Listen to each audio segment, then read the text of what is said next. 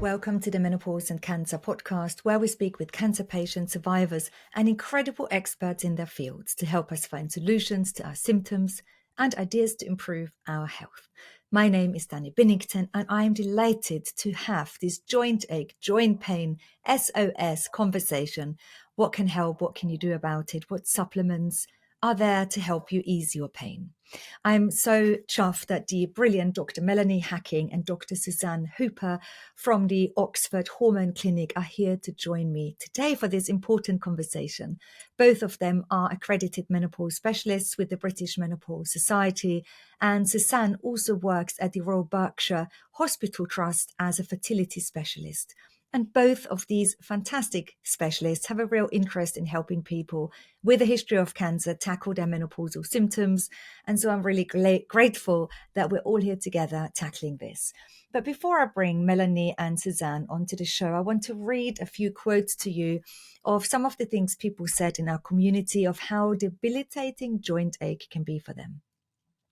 One person writes, I went through menopause and breast cancer all in the same day. I had a lumpectomy and 21 radiation treatments.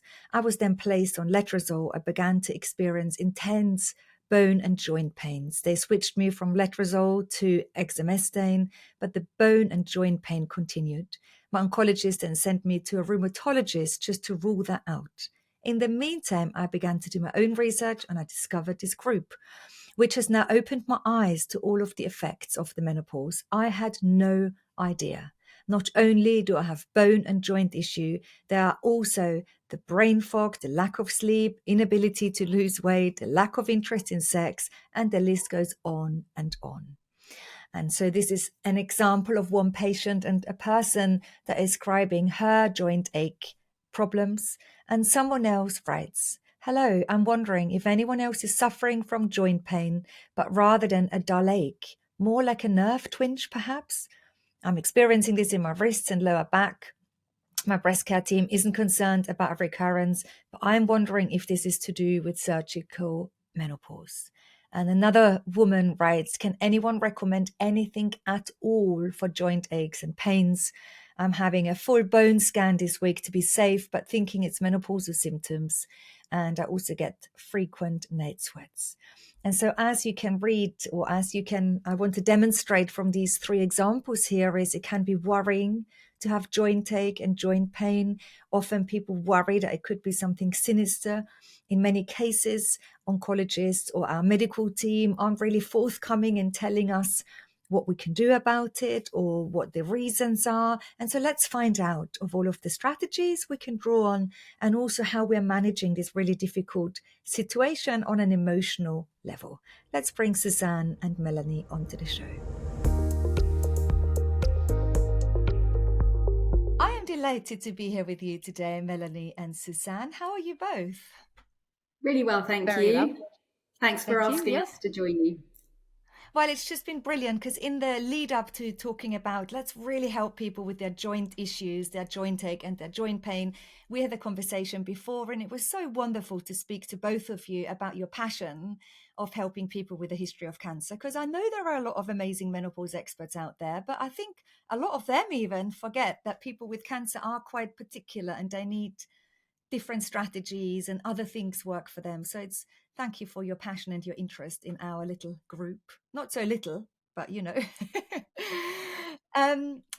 Let's talk a little bit about joint ache, joint pain. It's a really debilitating side effect of treatment. It's a menopausal symptom. Can either of you start to explain to me why it happens in menopause a little bit, how it feels, what patients present, how it feels? Okay, so I think in general, not just in cancer patients, the science behind joint pain often comes through a low estrogen. So estrogen is very important in two ways. One, it dumbs down the inflammation a little bit. So often when estrogen levels get lower in the menopause, the inflammation exacerbates and autoimmune diseases flare up. And so that's one part that estrogen is quite helpful with. But the other bit is that estrogen also helps with building bone, building collagen. And with that, it needs protein. So a protein-rich diet is important. It needs calcium, magnesium, and vitamin D to absorb those building blocks. And estrogen, because the estrogen stimulates the cells that make collagen or make bone or make muscle. And also, once you have these collagens in place, it attracts water and it increases the turgor and the joint. It's a bit like oil for joints. So that's the two parts where estrogen help joints and bones and the skeleton in that respect. So am I buggered if I can't perhaps have estrogen and I have really bad joint ache and joint pain? Or are there things I can do? What do you reckon? Oh, I think it's always important to say there's always things you can do. So whilst estrogen is important in joints, and there's no getting away from that, it's not the end of the story. It's not the whole story. So joint health is not just linked to estrogen. And we know that women going through natural menopause may get some symptoms going through the menopausal transition, but the body is quite good at adapting and finding ways of reducing symptoms longer term. So it may mean that if you have a patient suffering with joint ache, that it needn't and may not last for a long period of time, but everybody's different and there's no predictor of how one person is going to react to either medication or how another woman is going to react to natural menopause. So it's a very varied process. But yes, I think it's really important to say there's always options and always things you can do. So, Susanne, when you just spoke about the role of estrogen and the importance of it, it kind of also strikes me that, not saying you, but in terms the general medical professional and the entities and the bodies, they have helped us create cancer treatments that clearly deprive us of our estrogen levels. So radiotherapy shuts down the ovaries, chemotherapy, whether it's temporary or menopause, surgery, of course, endocrine treatment. We know the effects of that. And it is always astounding to me that you think, well, doctors know what havoc they're causing by removing estrogen from women, but without anyone ever thinking, well, let's also help these women manage these symptoms. Do you think that as well as a doctor? Hey, thanks for watching this episode. 73% of people who watch my podcast haven't yet clicked the subscribe button, and 11% haven't hit the button to turn on notifications. I want these conversations to reach as many women as possible who might need to hear them. So if you've ever enjoyed listening to this podcast, please hit subscribe now. Yes, I think that's where we and you are also helpful to these women, because often these women are seen by an oncologist who is very invested in that the cancer doesn't come back and is very invested to keep the cancer under control, but doesn't really look at the quality of life.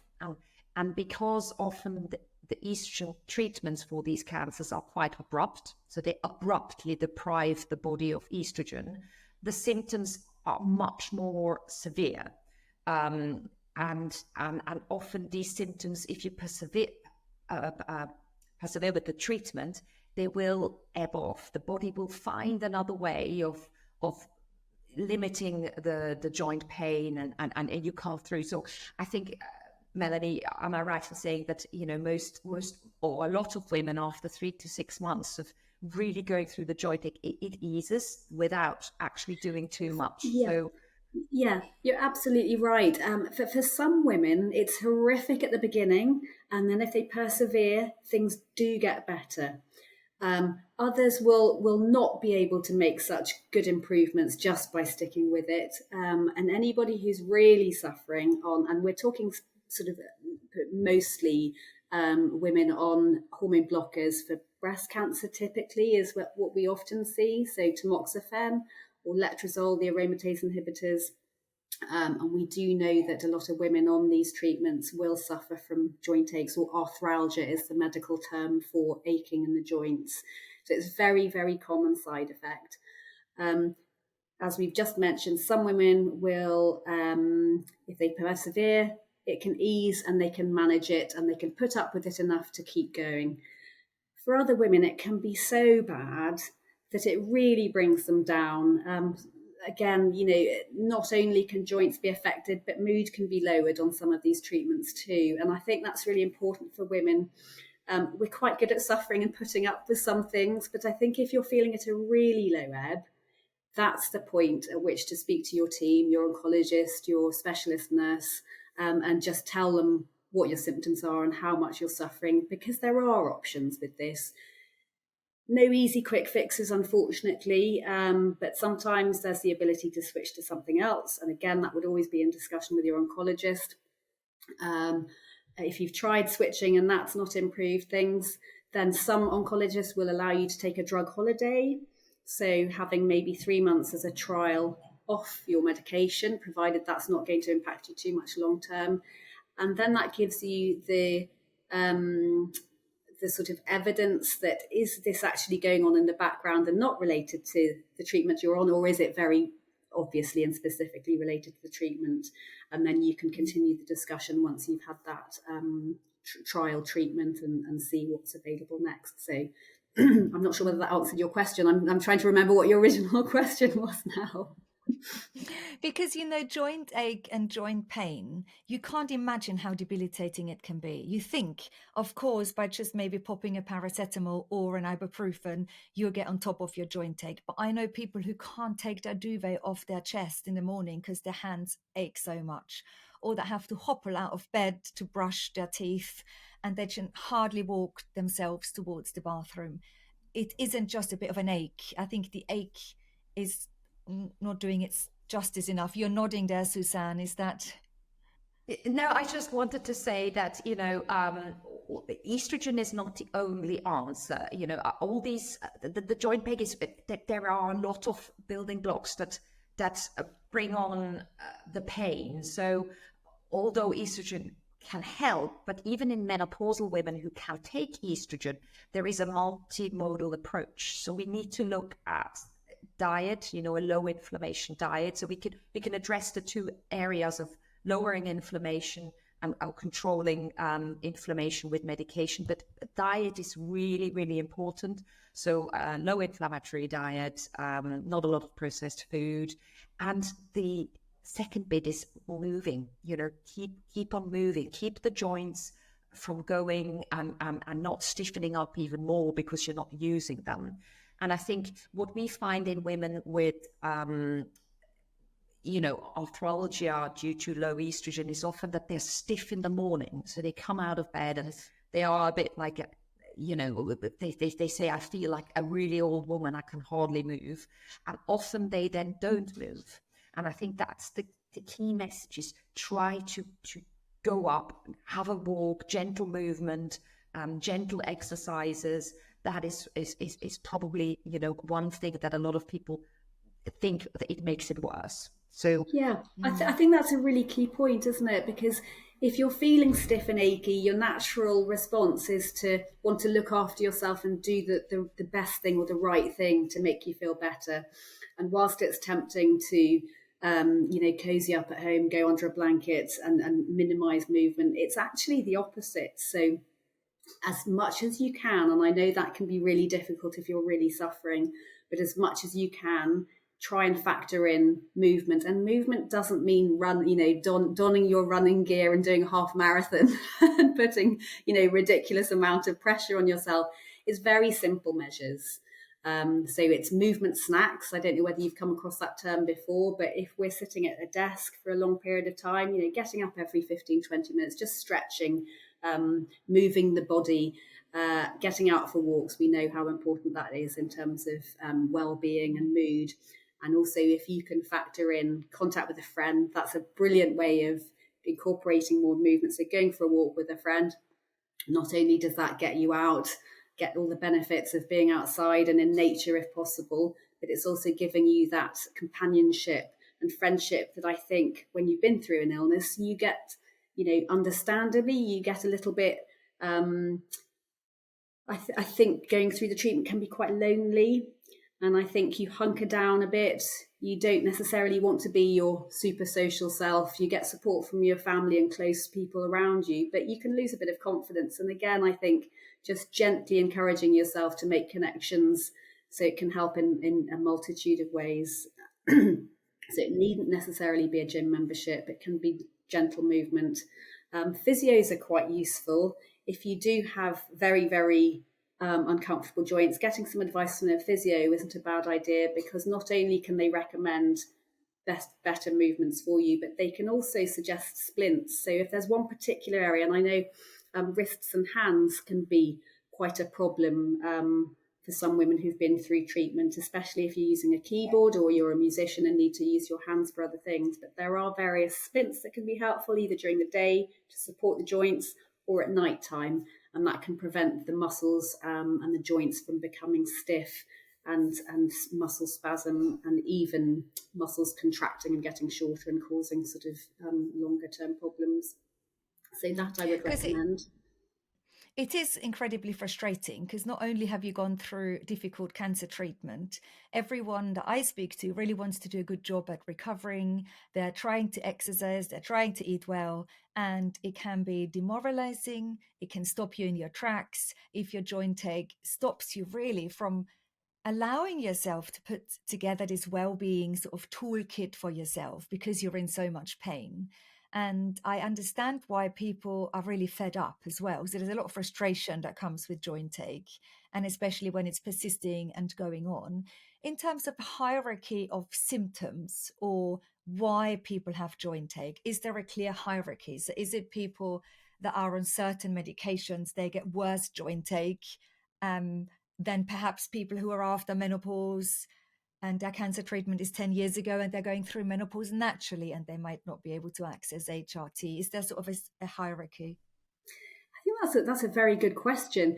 We certainly know that the aromatase inhibitors, so the AI types of medications like letrozole, we know that there is a syndrome connected with that. So in the literature, there is aromatase inhibitor induced arthralgia. So we do know that is particularly linked with these symptoms. And as you say, natural menopause, or women who've been had an earlier menopause induced by other drug treatments or chemotherapy or radiotherapy, probably have a slightly lesser symptom profile. But again, it's very difficult to measure. But certainly the aromatase inhibitors are very widely connected to arthralgia. Mm. And do you sometimes see patients in your clinic who think, actually, this is osteoporosis? Are my bones broken? And is that why I'm in so much pain? Do you think there is some confusion around that? Yes, I think so. I mean, yes, low estrogen does cause osteoporosis, but osteoporosis normally doesn't cause any symptoms. So osteoporosis is a silent disease, apart from when it gets that bad that you fracture something. Obviously, the fracture is really painful, but osteoporosis is really a term to say it's the thinning of the bones and there is a risk of a fracture, but it doesn't cause any pain. And the precursor to osteoporosis is osteopenia, when you have a low bone mass, and they can measure that with a bone mineral density scan, and then you are at increased risk of fracturing, but it doesn't cause any pains. And yes, people on hormone treatment and aromatase inhibitors or tamoxifen are at increased risk of developing osteopenia or osteoporosis, and therefore estrogen replacement on one hand, if they can have it, is important, but the other modalities of a good diet with vitamin D, weight-bearing exercises, and calcium and magnesium are equally as important to maintain the bone health. So peak bone mass normally happens around 35, and then it slowly goes down, and that downward slope can be slowed down by good lifestyle measures and eventually also help with estrogen, but it's not the only thing. So yeah.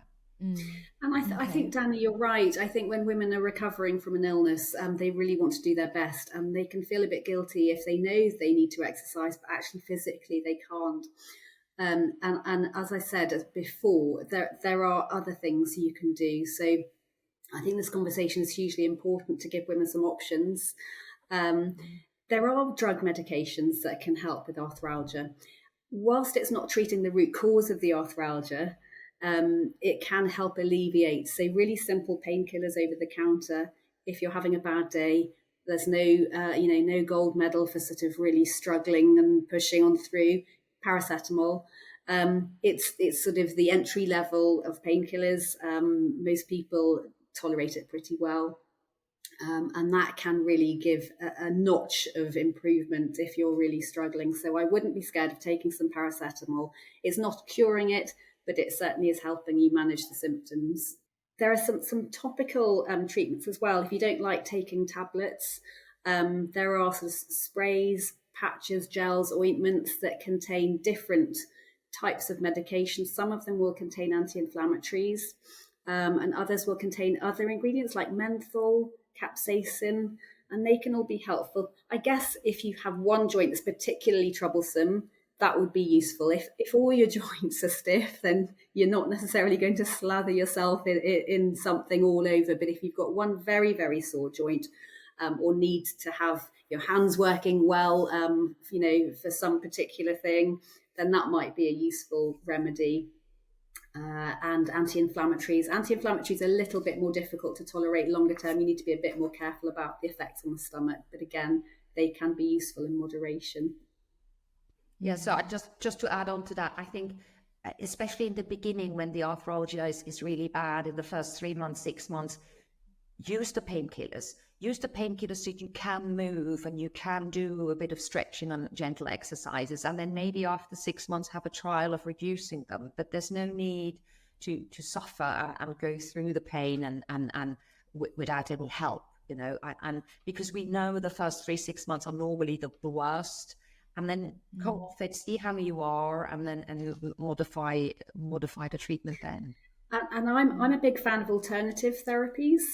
So acupuncture is a very useful treatment in the right hand. So I would always recommend going to a Western medical acupuncturist if acupuncture is something that you would like to try. As I say, in the right hands, it's very safe and can give some symptom improvement. Yoga, I know people either love or hate yoga, but yoga is very, very useful. There's evidence behind it in terms of improving menopausal symptoms, including joint pains and stiffness.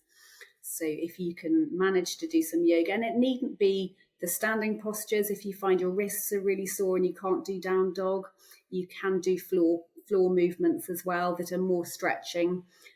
We know that, as I say, yoga is really good for your body, but it's also good for your well-being. And I think well-being is a really big part of recovering from illness. So anything that you can do that's quite meditative. And we know that stimulating that part of your body, so the parasympathetic nervous system or the rest and digest part of you, which is opposite to the fight, flight, adrenaline sympathetic nervous system. So anything you can do to encourage that resting and dialing down your stress levels is very, very important in terms of mood and well-being.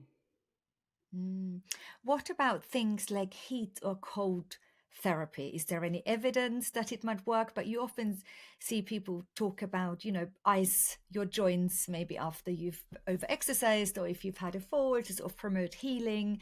And then you hear from people saying, oh no, the opposite is true. You need to have a hot patch applied. What is the deal with the hot and cold, and can it help?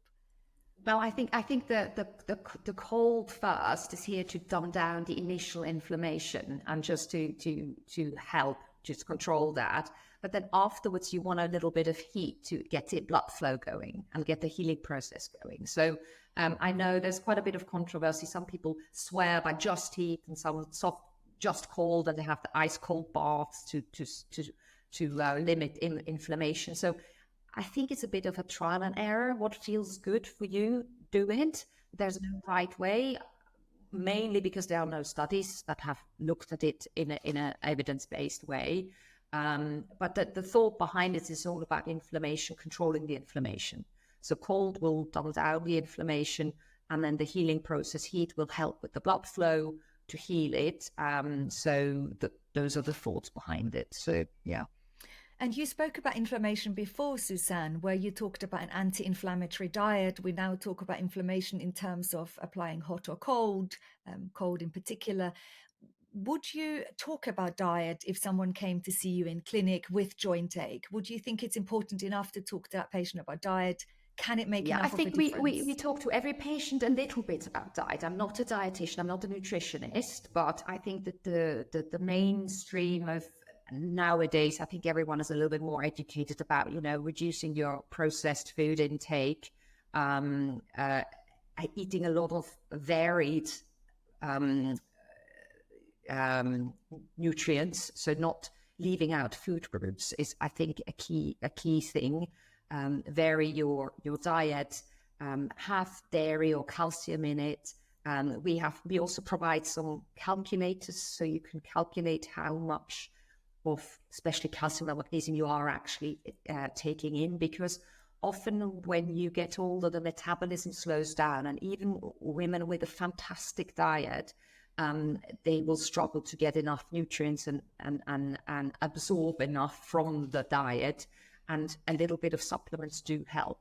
We also know that a lot of people struggle to get enough vitamin D, especially in these northern countries, because the sunshine is not that good. And so a vitamin D supplement can help with a lot of the functions in the whole of the body, and also modeling and inflammatory responses. So I think vitamin D is a key supplement that I would suggest that everyone nowadays does take all year long. And do sometimes patients come to you and say, I want to know what herbal supplement I can take that helps me with my joint ache? Do you have these conversations, or do you leave those conversations to sort of, for people to sort of Google or, Yeah. reapply? Yeah. We do often get asked about herbal supplements, and I think there's a really key message with herbal supplements. Herbal doesn't necessarily mean safe, so you've got to be quite cautious about herbal supplements. If you go to a store with a good reputation, they should have some products that have the THR mark on it, and that's the herbal regulatory authorities. That gives you some assurance that what it says on the packet is what's actually in the capsule you're taking. So that would be the first thing. The second thing to say is that some herbal remedies are quite potent. So they can be as strong as prescription medication, but don't fall under the guise of a prescription. So I would always double check what you're taking. In terms of supplements, as Susanne has mentioned, vitamin D is really, really important. So most of us should be considering vitamin D supplementation in the winter months. So that's an absolute safe, recommended one. So definitely start taking vitamin D if you are not already. And omega-3 seems to be a very important one for joints. So omega-3 is the one generally in fish or oily fish. You can get it through the diet. It's quite difficult to get sufficient amount through the diet unless you have a very, very strong fish intake. I'm sure there are other types of food that contain omega-3, but that's the one that springs to my mind. So supplementing with omega-3 is probably a good idea. The thing that I struggle with these supplements is they can be enormous. So you can generally, on the outside of the bottle, see the size of the capsule. So if you're not good at swallowing enormous capsules, you can get it in different forms. So you can get it in liquid form if you can tolerate the disgusting taste, or you can look for a preparation that has a sort of smaller capsule rather than the great big ones that I seem to always get, and then they sit in my cupboard unopened. And does the omega-3 help? Do you think it also can help with the joint ache and that inflammation in the body? Yes. So arthritis.org, which is a really good website, if any of your patients want to have a look at a reference online, has some good recommendations, and there seems to be evidence that omega-3 is useful at reducing joint pain, stiffness, and probably improves mental well-being as well. So I would definitely consider an omega-3 supplement. There is a supplement that often comes up, and that is glucosamine and chondroitin. Is this something that is on your radar, or what does it do for us? Is it helpful? Yeah, it's deemed to improve the cartilage in the joint and build that up. Obviously, if you have the perfect diet, you wouldn't need those supplements, but we know that those two don't have any risk to it. So it's always a good add-on. So it's definitely a good add-on. And together with a good varied diet, it can't harm. And yes, a lot of people swear by it. Again, evidence-based studies are just really scarce in that field. So it's really difficult for a medic to endorse it fully if there is no evidence-based study, but there is definitely no risk of taking it. And some people, it really helps. I love that you are here. It means so much to me and my whole team behind this show. We release this show for free to help people like you learn more about this often misunderstood topic. And because so many of us feel totally under-supported going through all of this. In return, all I ask is that you help me on my mission by hitting the subscribe button and clicking the button to turn on notifications. It really helps a lot. Thank you. And now on with the show. It's helpful that you talk about supplements because, like you say, there isn't always, the big randomized control trials, but that doesn't mean that people talk about it. I hear people talk about supplements all the time. And then if their doctors just say, oh, well, there is no evidence, then they're left on their own to research the World Wide Web at 3:00 in the morning when we're all really exhausted. So it's important for you, I feel, to talk about supplements. And to help us with that, because one thing I know is even if all doctors said there's no point in taking supplements, we will take them anyway because we want to do it. Well, because we want to do everything we can to try to feel better, because there is only so much I totally agree. a doctor can do, and I'm going to do what I do. So it's better for me that you talk about it and say, well, there's not great evidence, but there's no harm. And then I can make my opinion, Because I think the key question to ask a doctor is there any harm? Because the doctor, if there is no, they always say there is no evidence, which doesn't mean it doesn't work. It's just it hasn't been studied. I think the key message is it in conflict with my treatment, or is there any harm to it? And most supplements, apart from the hormonal ones with the phytoestrogens and the isoflavones, don't really interfere. So turmeric is another one, which is a very good anti-inflammatory supplement. And we know from small little studies that it does have anti-inflammatory properties. But before there is a big randomized trials, we as medics, we cannot officially endorse it. And I think, yes, you can try it for yourself. And I think most doctors would be happy with that because we know there's no risk, but we can't positively endorse it just because, that wouldn't be good at all, but yeah. And it's great to have the conversation, isn't it? Otherwise, patients would just talk amongst themselves and doctors will continue to recommend what they do, but then there isn't that communication. And then often doctors also don't know what their patients are doing to help themselves. And I feel so many of the people in our community work so hard at improving how they feel, at improving their long-term health. It's amazing. Like every week I'm, humbled by the efforts people in our community make. And I feel that needs to also be recognized, but also in conjunction, it's nice to share that with your doctor, isn't it?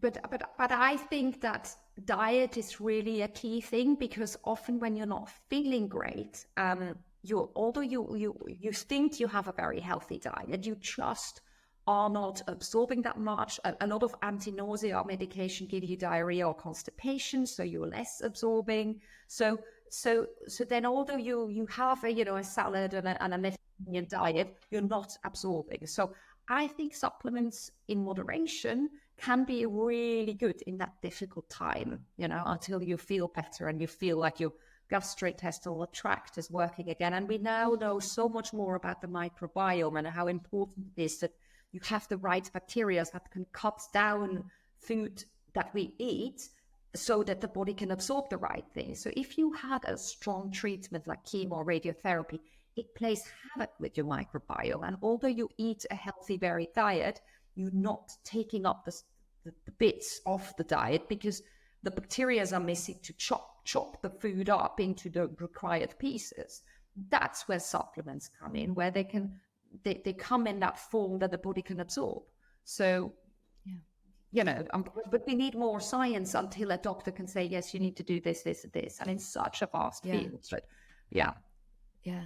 And so earlier when we spoke about the inflammation and a couple of times that came up, and we spoke about joint ache, and then we also spoke about the worry that it could be osteoporosis, osteopenia.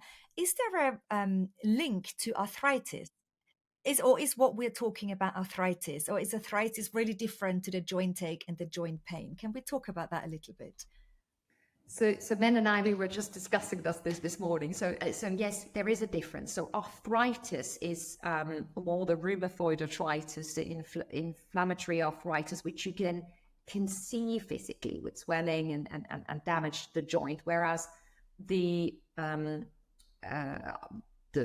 estrogen deprived joint pain is more arthralgia. So it's the pain in the joints, and often that can be reversed.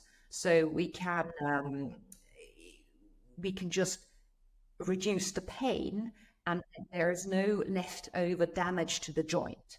So arthritis damages the joint, whereas arthralgia, you just have the pain, but once the pain goes, you don't have damaged joints left, like with wear and tear, or with rheumatoid arthritis, or inflammatory arthritis. So that is the difference. So yes, yeah. Yeah, and so the one can't turn into the other. So because I hear people, they're worried about what could it be? What could it be? Access to doctors is not always easy, and so people think, have I got arthritis? Have I got joint ache? What is it? So if you have arthritis, and that does come up with age, so you could have both. You could have a bit of both. So if you have arthritis, that doesn't cause arthralgia. So that's said is joint pain. But the other way around is very difficult. So when you have arthralgia due to estrogen deprivation, that doesn't necessarily cause arthritis, but just by the fact that you're aging, you can have some wear and tear, and wear and tear can obviously cause arthritis, and then you have a little bit of both. So yeah, hence it's a multimodal approach is important. You can't just say, oh, it's just the estrogen that I'm lacking. It's everything together. Yeah. And of course, we have so many more issues a lot of the times than the joint ache and the joint pain. But if we just isolate that symptom out of everything else that is going on with a cancer survivor's sort of journey, how much do you think that symptom can be helped with all of the treatment options that we've mentioned, from going on a treatment holiday, like you mentioned right at the beginning, Melanie, to using cold therapy, maybe to medication, to relaxation, to yoga? If we really threw our everything at it, including supplements, changing our diet, how much can it be helped, and are some people left with pain?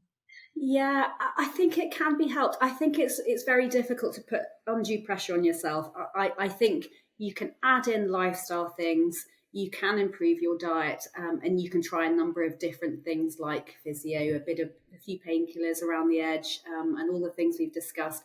But I think at the end of the day, with the best will in the world, there is something causing this that is beyond your control.